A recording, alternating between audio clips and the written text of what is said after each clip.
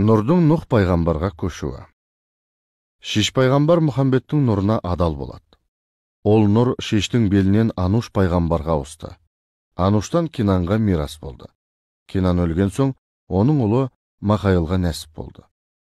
Мақайылдың дәм тұзы таусылғанда нұр оның ұлы Бартқа қонды.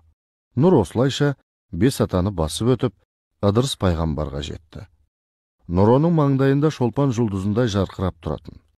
Ол пейішке кіріп шықпастан сол жақта мәңгі бақи қалып қойған соң, Жебірейіл періште нұрды оның баласы Ақнұқтың беліне қондырады. Одан Шарық атты баласына ауысты. Шарық та бақиға аттанған соң, нұр Ламақтың денесіне дарды. Одан кейін нұр 1000 жыл бойына Нұх пайғамбардың белінде жатты.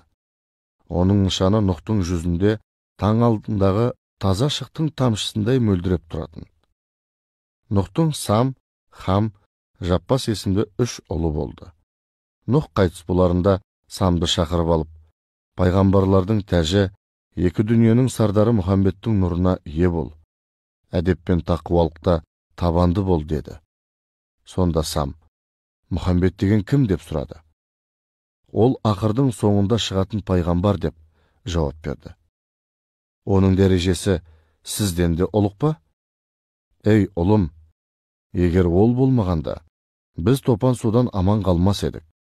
Мен кеме салып жатқанда, қанша жерден Алланың атымен бастасам да, құрастырған ағаштарым құлап қала берді.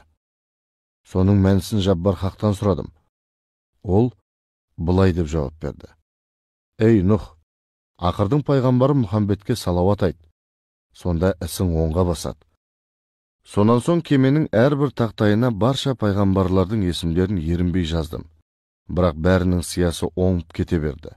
Жебірейіл періште келіп, сен ең бірінші Мұхаммедтің есімін жаз, сонда басқалардың есімдері өшпейді, деді. Мен солай еттім. Сосын барып ісім оңалды. Кеме біткен соң 4 бөрене артылып қалды. Мұның себебін Жебірейілден сұрап едім. Ол сонда, ей Шейхул Әнбия, 4 тақтай Мұхаммедтің достарының үлесі.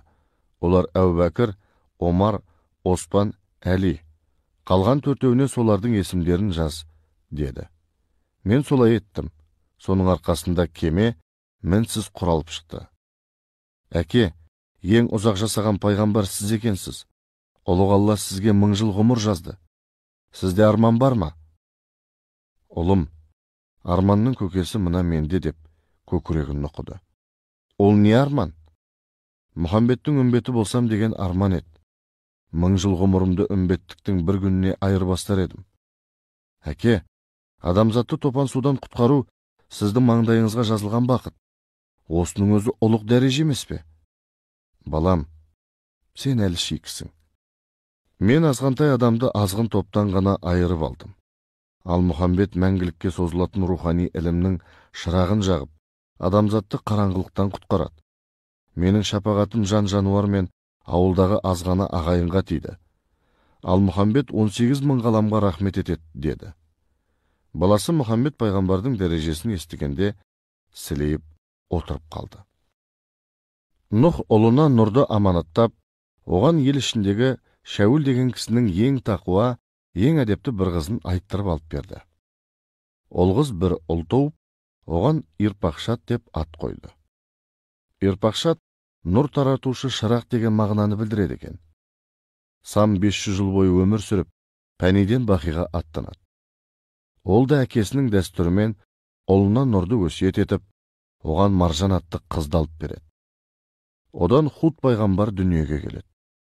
Нұр Худтың беліне келіп түскен соң, бір күні ол далада мал жайып жүргенде құлағына Алладан әуез келді. Ғайыптан естілген құдіретті дауыс: «Әй Худ, біз сенің бойыңа Мұхаммедтің нұрын дарыттық. Енді саған таза жүріп, тақуалықпен өмір сүру уәжіп болады. Денеңдегі нұрға қылаудай көлеңке түспейтін болсын», деп бұйырды. Ол Алланың әміріне толық мойынсұнды.